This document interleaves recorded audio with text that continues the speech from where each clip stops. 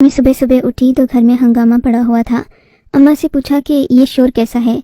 बोली कि पड़ोस वाली शमा रो रही है। मैंने कहा क्यों, शमा को क्या हुआ है? वो तो बड़ी खुश थी, उसकी तो शादी होने वाली थी। अम्मा बोली कि हाँ, शादी तो होने वाली थी, लेकिन एक मसला हो गया। तुम्हें मालूम तो है ना कि इस गांव की रस्म क्या है। शादी से पहले लड़की को ख्वाजा सरा ले जाते हैं। बस सुबह सुबह शमो के घर ख्वाजा सरा आ गए थे। तकरीबन तादाद में 10-12 थे। शमो को लेने आए हुए हैं। वो जा नहीं रही तो उन्हीं के घर बैठ गए हैं। शमो की तो माँ भी नहीं मान रही, पर बाप कह रहा है कि इनको ले जाने दो, ये तो गांव की रस्म है। मैंने कहा अम्मा, ये कौन सी रस्म है और कब से है? अम्मा ने बताया कि पिछले 3 सालों से इस गांव में जब भी किसी लड़की की शादी होती है तो उसे ख्वाजा सरा ले जाते हैं, कुछ दिन अपने पास रखते हैं और फिर उसे वापस उसके बाद उस लड़की की शादी खुश असलूबी से हो जाती है। मैंने कहा अम्मा, ये क्या बात हुई, ऐसा कैसे हो सकता है? ख्वाजा सराओं के पास ऐसी भी क्या चाबी जिसके लगते ही जिंदगी की किस्मत खुल जाती है? अम्मा हंसकर बोली, बेटी ये तो मुझे नहीं पता, तो जाकर शमो को कुछ न कुछ तोहफा दिया ताकि उसका गम दूर हो। अम्मा की बात सुनकर मैं घर से निकल पड़ी। मुझे बहुत हैरत हो रही थी कि ये कब से होने लगा हमारे गांव में। ऐसा तो मैंने पहली बार देखा था। खैर, मैं जैसे ही शमो के घर दाखिल हुई, मैंने देखा वो बुरी तरह रो रही थी। उसकी माँ उसे समझा रही थी कि कुछ नहीं होता, ख्वाजा सरा भी हमारे जैसे इंसान होते हैं, वो तुमको कुछ नहीं कहेंगे। पर शमा का रोना खत्म ही नहीं हो रहा था। बहरहाल ख्वाजा सरा उसे पकड़कर ले गए। वो बेचारी उनसे खौफसदा छुई मुई सी लग रही थी। उसके जाने के बाद मैं भी परेशान हो गई। मैं शादी में गई थी पर मेरा सारा मूड खराब हो गया था। तकरीबन 2-3 दिन बाद शमा वापस आई। आज उसकी रुखसती थी, जबकि वो कुछ परेशान सी लग रही थी। यूं कहिए कि लगता था वो सारी रात रोती रही हो। जबकि थोड़ी देर बाद दूल्हे वाले आए तो वो बहुत ही खुश थे। लड़की की माँ शमा की बलाएं लेती, कभी उसे कहती कि तुम मेरी प्यारी बेटी हो, मैं तुम्हें बहुत खुश रखूंगी। शमा चुपचाप बैठी खामोशी से उन सबको देख रही थी। मुझे लगा जैसे वो अभी फट पड़ेगी, जैसे सब कुछ जो उसके साथ हुआ था बता देगी। पर शमा की खामोशी ने सभी को हैरान कर डाला था। वो इस कदर खामोश हो गई थी, शायद रो रो कर उसकी आंखें खुश्क हो गई थीं। यूं शमा की रुखसती जल्द ही हो गई थी। रुखसती के दिन उसकी माँ रो रही थी, जबकि बाप खुश था। बाप के चेहरे पर खुशी थी। शमो को ढेर सारा जहेज भी दिया गया था। मैं भी इस शादी में गमज़दा थी, क्योंकि शमो मेरी पड़ोसन थी। बचपन से हम एक साथ खेलते आए थे। शमो की रुखसती हुई तो वो ख्वाजा सरा वहाँ कहीं नजर नहीं आए। हालांकि हर शादी में ढोल बजाने वो आया करते थे, पर आज ये अजीब बात देखने को मिली थी कि इस शादी में ख्वाजा सराओं का नामो निशान भी नहीं था। अलबत्ता शमो के सारे ससुराल वाले कीमती कपड़ों में आए थे और सब बहुत खुश थे। मैंने सोचा कि न जाने ऐसा भी क्या हुआ है शमो के साथ, जो बाकी सब खुश हैं, एक वो ही नाराज है। सोचते सोचते मेरा जहन थक गया। इतने में उसकी रुखसती का वक्त हो गया और वो इस घर से चली गई। अब मैं बहुत डर गई थी। मेरे अब्बा भी इस शादी में गए थे। मैं घर आई तो अम्मा अब्बा पहले ही घर पहुंच चुके थे। मैंने देखा बैरूनी दरवाज़ा खुला हुआ था, सो चुपके से अंदर आ गई। मेरा किसी से बात करने का कोई इरादा नहीं था कि अम्मा अब्बा के कमरे के बाहर से गुजरते हुए अपना नाम सुनकर मैं रुक गई थी। अब्बा मेरे बारे में बात कर रहे थे, मेरे तो कान खड़े होने ही थे। मैं सुनने लगी कि अब्बा क्या कह रहे हैं। तब अब्बा कि हमें अब अपनी बेटी की शादी कर देनी चाहिए, नगीन बड़ी हो गई है, इसके बाद अच्छे रिश्ते नहीं मिलते। अम्मा कहने लगी कि ठीक है, मुझे तो इस बात पर कोई एतराज़ नहीं, हाँ लेकिन अच्छा रिश्ता ढूंढो, और साथ में एक शर्त भी ये कि ख्वाजा सरा हमारी बेटी को शादी से पहले नहीं लेकर जाएंगे। ये बात सुनते ही अब्बा परेशान हो गए। नहीं, अगर हम उसे ख्वाजा सराओं के पास नहीं भेजेंगे तो बेटी की रुखसती कैसे होगी? तुम नहीं जानती, ये बहुत बड़ा राज है, मगर जो भी कोई ख्वाजा सरा के साथ रहता है उसकी शादी बड़ी खुशअस्लूबी से हो जाती है। तुम फिक्र नहीं करो, मैं अपनी बेटी को कुछ नहीं होने दूंगा। कुछ नहीं होने की बात नहीं है मुराद, अम्मी ने बहस करते हुए कहा। मैं अपनी बेटी को दुख नहीं देना चाहती और न ही सर पर यह बोझ कि शादी से पहले उसे ख्वाजा सराओं के पास जाना होगा। भला ये भी कोई बात है? अम्मी बाकायदा गुस्सा करने लगी तो अबू ने उन्हें चुप करवा दिया। अच्छा, जाने मन तुम जैसा कहोगी वैसा ही करूँगा, लेकिन तुम खुद को परेशान मत करो। वैसे भी अब हमारे घोंसले से सब बच्चे उड़ जाएंगे, उसके बाद हम दोनों एक दूसरे ही का तो सहारा हैं। तुम मुझसे लड़ना शुरू कर दोगी तो जिंदगी में क्या रौनक रह जाएगी। अब्बा की बातें सुनकर अम्मा खामोश हो गईं, फिर सोचने लगी कि मेरा रिश्ता हो जाए, बाकी बातें बाद में तय कर लेंगे। यूं अम्मा ने मेरे रिश्ते की तैयारियां शुरू कर दी। मोहल्ले की परवीन मासी को कहा कि तुम मेरी बेटी का अच्छा सा रिश्ता ढूंढो, जबकि दूसरी तरफ शमो की कोई खबर नहीं थी। शादी के बाद वो एक बार भी हमसे मिलने नहीं आई थी। मैं उसके लिए बहुत परेशान थी। शादी के तकरीबन 10 दिन बाद उसने अपने घर का चक्कर लगाया तो उसकी आंखें रो रो कर सूजी हुई थीं। मैंने शमो को देखते ही पूछा, तुम्हें क्या हुआ है, तुम परेशान क्यों हो? और मुझे ये तो बताओ, उन ख्वाजा सराओं ने तुमसे क्या कहा था? کچھ نہیں کہا تھا میری بہن، اس نے بیزاری سے کہا اور اندر اپنے کمرے میں چلی۔ وہ تو شادی سے بات کتنا بدل گئی ہے، کاش مجھے پتا ہوتا کہ اس پر کیا گزری ہے تو میں کبھی بھی ایسی بات نہیں سوچتی، اس سے بات کر لیتی۔ میں بھی ضد میں گھر آ گئی۔ گھر آ کر میں نے اماں کو بھی شمو کی برائیاں کی، کہا کہ وہ تو بہت اکڑ گئی ہے، شادی کے بعد اس نے ہم دوستوں کو تو بالکل بھلا ہی دیا ہے، مگر انہوں نے نہ جانے گاؤں کی ایک فرسودہ رسم کے پیچھے ایک لڑکی کی جان کیوں لے لی۔ اس رسم میں آخر ایسا بھی کیا ہے؟ میں اس جنازے سے واپس آئی تو بہت پریشان تھی۔ مجھے دیکھ کر اماں بولی، کیا ہوا بیٹی، کیا تم شمو کی لاش دیکھ کر پریشان ہو گئی ہو؟ ہاں ماں، ان خواجہ سراؤں نے ہی کچھ کیا ہوگا، تبھی تو اس بیچاری نے پریشانی میں خودکشی کر لی ہے۔ نہیں بیٹی، خواجہ سرا اللہ کے نیک لوگ ہوتے ہیں، ان کی دعا بھی جلدی لگتی ہے اور بد دعا بھی۔ اماں کی بات سن کر میں بھڑک اٹھی۔ خدا کے لیے اماں، اب تو یہ باتیں کرنا بند کر دیں، ایسا ویسا کچھ نہیں ہوتا، اللہ کے ہاں اس کی قبول ہوتی ہے جو 5 وقت نماز نہ جانے کس زمانے میں رہ رہی ہیں۔ میری بات سن کر اماں بھی خاموش ہو گئیں، پر میں جانتی تھی کہ ان کے دل میں کیا بات ہے۔ پھر دھیرے سے بولیں، بیٹی کہتی تو تم ٹھیک ہو، لیکن خواجہ سرا اس گاؤں کی رسم ہے۔ ہاں ماں، رسم تو ہے، میں نے کہا، اور پھر اماں نے اگلے ہی دن میرا رشتہ پکا کر دیا۔ اب اماں نے ایک اور شرط بھی رکھی تھی کہ وہ شادی والے دن خواجہ سراؤں کو نہیں بلائیں گی، نہ اپنی بیٹی کو ان کے حوالے کریں گی۔ یہ بات انہوں نے پروین ماسی کو بھی بتا دی تھی۔ پروین ماسی ایسے ہی لوگوں کے پاس جاتی جو ذرا اس محلے سے باہر کے ہوتے تھے، سو ان کو اس خواجہ سرا والی رسم کا نہیں پتہ تھا۔ یوں میرے لیے ایک ڈاکٹر کا رشتہ آ گیا۔ ڈاکٹر صاحب کا رشتہ میرے لیے آنا بڑے ہی اعزاز کی بات تھی، پر میں یہ نہیں سمجھی تھی کہ ان کو سب لڑکیاں چھوڑ کر میں ہی کیوں ملی۔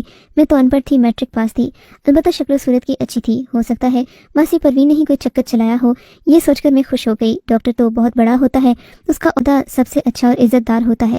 میں اپنی شادی کے لیے بہت خوش تھی، مگر اماں نے مجھ سے کہہ دیا تھا کہ میں تمہیں خواجہ سراؤں کے حوالے نہیں کروں گی۔ ابا کو بھی اب اس بات سے کوئی اعتراض نہیں تھا۔ میں سوچ رہی تھی کہ شاید ابا ضد کریں گے، کہیں گے کہ تم اپنی بیٹی کے لیے گاؤں کی اتنی پرانی رسم کو توڑ رہی ہو، پر اب سمجھ آئی تھی کہ ابا بھی ڈاکٹر صاحب کو دیکھ کر مرغوب ہو گئے تھے۔ ابا نے کہہ دیا کہ جیسا ڈاکٹر چاہے گا ویسا ہی ہوگا۔ پر شادی سے 2 دن پہلے ابا کا موڈ بالکل بدل گیا۔ ابا کہنے لگے کہ خواجہ سراؤں کے بغیر یہ رسم کرنا ممکن نہیں ہے، گاؤں کے لوگ مجھے باتیں کریں گے۔ اماں نے کہا کہ اگر تم نے ایسی بات کی تو میں بیٹی کو رخصت کرنے کی بجائے گھر سے بھگا دوں گی، پر اس کی شادی اس طرح نہیں کروں گی جس میں خواجہ سراؤں کی نحوست شامل ہو۔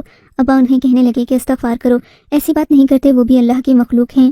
اماں نے ابا کو صاف صاف سنا دی کہ میں ایسا کچھ نہیں کروں گی جیسا تم سوچ رہے ہو، اس لیے اماں نے مجھے کہہ دیا تھا کہ میں تمہیں خواجہ سراؤں کے پاس لے جانے کی بجائے براہ راست اسی ڈاکٹر کے پاس پہنچا دوں گی، نکاح کے بعد میں زیادہ دیر نہیں کروں گی۔ پر ابا کی بھی پوری نظر مجھ پر تھی۔ یوں شادی والا دن آ گیا، یعنی میرا نکاح ہو گیا تھا، 2 دن بعد رخصتی ہونا باقی تھی۔ مجھے بہت ڈر لگ رہا تھا کہ رات کا وقت تھا، مجھے عجیب سا محسوس ہونے لگا۔ میں نے سوچا کہ زندگی تو ایک ہی بار ملتی ہے، ہو سکتا ہے کہ میرے بعد بہت ساری اور بھی لڑکیاں ایسی ہوں جن کے اوپر خواجہ سرا والی آزمائش آئے، کیوں نہ میں اپنی قربانی دے دوں، کیوں نہ میں آج کی رات دیکھ ہی لوں کہ آخر خواجہ سرا دلہن کو اپنے ساتھ لے جا کر کرتے کیا ہیں، جس سے لڑکیاں اتنی خوفزدہ ہو جاتی ہیں کہ وہ خودکشی کر لیتی ہیں۔ میں نے اپنے دل میں پکا ارادہ کر لیا تھا۔ تھوڑی دیر کے بعد ابا مجھ سے ملنے آئے۔ میں جانتی تھی کہ ابا کا ارادہ کیا ہے، وہ مجھے خواجہ سراؤں کے ساتھ بھیجنا چاہتے تھے۔ ابا کمرے میں آئے، میں نے کوئی اعتراض نہیں کیا۔ مجھ سے بولے کہ بیٹی تم میری لاج رکھ لو، اور ایسا بھی شمو کے ساتھ کیا ہوا تھا کہ اس بیچاری نے خودکشی کر لی۔ آدھے راستے میں گاڑی ایک جگہ رک گئی۔ یہ گاڑی بھی آہستہ آہستہ ہی چل رہی تھی، اتنی آہستہ کہ باقی خواجہ سرا اس گاڑی کے ساتھ چل رہے تھے۔ ایک جگہ رک کر مجھے ایک جھونپڑی نظر آئی، سب خواجہ سرا اس جھونپڑی کے اندر جانے لگے۔ میں نے غور سے دیکھا تو وہ جھونپڑی نہیں بلکہ ایک بڑے سے گھر کا چھوٹا سا معمولی سا دروازہ تھا، آگے ایک بہت کھلا گھر تھا جو کہ درختوں کی اوٹ میں چھپا ہوا تھا۔ میں اندر گئی تو میری نظر ان درختوں بھرے گھر پر پڑی۔ میں حیران ہو گئی، پھر سوچنے لگی کہ اگر خواجہ سرا اتنے ہی برے ہوتے تو وہ شمو کو خود کیوں نہ مار دیتے۔ شمو نے خودکشی کی ہے، اسے کسی نے مجبور تو نہیں کیا۔ میں یہی سوچ رہی تھی کہ خواجہ سرا میرے پاس آیا، اس کا نام نور تھا۔ بولا کہ میرے ساتھ چلو، میں تمہیں تمہارا کمرہ دکھاتا ہوں جہاں تم نے 2 دن رہنا ہے۔ میں حیران تھی کہ مجھے یہاں 2 دن رہ کر یہ لوگ کیا کریں گے۔ خیر مجھے کھانا پینا کھلایا گیا، اس کے بعد مجھے نیند آ گئی۔ میں نے کہا کہ میں سونا چاہتی ہوں۔ مجھے ان لوگوں نے کوئی تکلیف نہیں دی، کہا کہ تم آرام سے سو جاؤ۔ میں سو کر اٹھی تو پورے گھر میں خاموشی سی تھی، لگ رہا تھا جیسے پورے گھر میں اندھیرا چھا گیا ہو یا یہ لوگ کہیں چلے گئے ہوں۔ میں اپنے بستر سے اٹھ کر باہر آئی، دیکھا تو سبھی خواجہ سرا صحن میں چارپائیاں ڈالے سو رہے تھے۔ یہ لوگ دن کو سوتے اور رات کو یعنی مغرب کے وقت بھیک مانگنے یا پھر رقص کرنے باہر نکلتے تھے۔ آج مجھے ان کی ایک ایک بات سمجھ آ رہی تھی۔ خیر میں وہیں پر بیٹھی رہی کیونکہ مرکزی دروازہ بند تھا، میں ان لوگوں کو جگا بھی نہیں سکتی تھی۔ اسی طرح بیٹھے بیٹھے تقریباً شام ہو گئی تھی۔ اب میں بور ہونے لگی۔ ان لوگوں کو سوئے ہوئے 2-3 گھنٹے گزر چکے تھے جبکہ میرا ذہن تھک گیا تھا۔ میں اندر آ گئی، مگر ایک کمرے میں جیسے ہی پہنچی تو میری نظر ان لوگوں پر پڑی جن کی تصویریں یہاں دیواروں پر چپکائی گئی تھیں۔ میں نے دیکھا اندر ایک دفتر بنا ہوا تھا جس میں بڑی بڑی تصویریں لگی تھیں، پر یہ سب سے زیادہ حیران کرنے والی بات تھی کہ ان میں شوہر کی بھی تھی۔ میں نے اپنے شوہر کو شادی سے پہلے ایک دو بار ہی دیکھا تھا، پر ان کی صورت میرے دل میں بس گئی تھی۔ ابھی میں ان سب کو حیرت سے دیکھ ہی رہی تھی کہ باہر شور سا ہوا۔ سب خواجہ سرا یکدم اٹھ گئے، جبکہ وہ بڑا گرو جس کے پاس سب لوگ بیٹھے تھے وہ تالی بجا بجا کر سب کو اکٹھا کرتا اور کہتا کہ جلدی سے گھر کی صفائی کرو، بڑے صاحب آ رہے ہیں، ان کے لیے یہ کمرہ تیار ہونا چاہیے۔ میں بھی خاموشی سے کھڑی یہ سارا تماشا دیکھ رہی تھی۔ میں کسی سے جاننا چاہتی تھی کہ مجھے یہاں کیوں لایا گیا ہے۔ میں نے باہر جھانک کر دیکھا، ایک بڑی کالی سی گاڑی کھڑی تھی۔ یہ وہی گاڑی تھی جو میرے شوہر یعنی میرے سسرالی شادی سے پہلے لے کر ہمارے گھر کے باہر آئے تھے۔ میرے ابا ان کو استقبال کرنے باہر گئے تھے، تبھی میں نے بھی چپکے سے یہ گاڑی دیکھ لی تھی۔ میں یہ دیکھ کر حیران تھی کہ اتنی بڑی گاڑی یعنی میرے شوہر کی جیسی گاڑی یہاں کیا کر رہی تھی۔ تبھی دروازہ کھلا، ایک شور سا مچا، مجھے ان لوگوں نے ایک تخت پر بٹھا دیا۔ بولے چپ کر کے بیٹھنا، وہ لوگ جو بھی تم سے سوال پوچھیں اس کا جواب صحیح دینا، زیادہ تر سوالوں کے جواب جی ہاں میں دینا۔ میں نے کہا ٹھیک ہے، تم لوگ جیسا کہو گے میں ویسا ہی کروں گی۔ میں تخت پر بیٹھ گئی، میں جاننا چاہتی تھی کہ میرے ساتھ کیا ہوگا۔ تبھی میرے سامنے ایک شخص آیا، اس نے میرے سر پر دلاسا دیا اور بولا مبارک ہو بیٹی، تم نے بہت اچھا کیا کہ اپنی راہ الگ چن لی، ورنہ تو یہاں پر جتنے بھی آتے ہیں وہ اسی طرح بیچارے رقص کر کر کے اپنی ساری زندگی برباد کر دیتے ہیں۔ مجھے امید ہے کہ تم آئندہ زندگی میں بھی ایسے ہی کامیاب رہو گی۔